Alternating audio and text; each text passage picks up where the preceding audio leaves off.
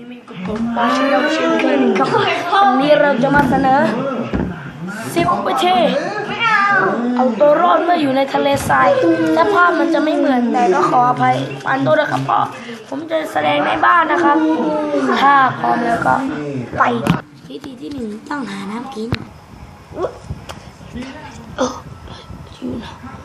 อยู่นะแล้วเราไปหาน้ำจอประเจอตุ้มบนน้ำไม่เคยได้เจอ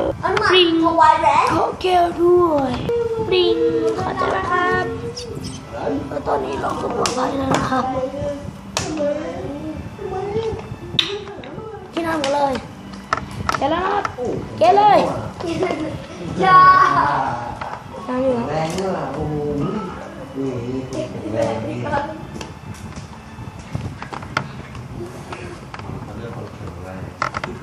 ย่า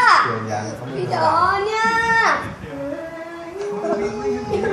เขาถูกลงคอไม่ได้หรอกไม่เล่นคอมันต้องยังเก่าเนี่ยมาขี่อยู่เนี่ยขี่อยู่เนี่ยป้องกันตัว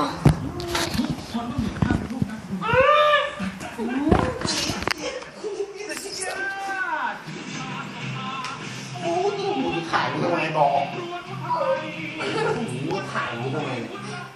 โทษนะครับขอโทษวิธีที่2แอบในที่ร่มอยู่ในบ้านครับ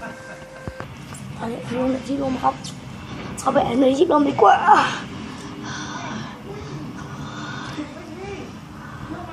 วิธีที่2เป็นนายห้อยถึงเป็นเชิญ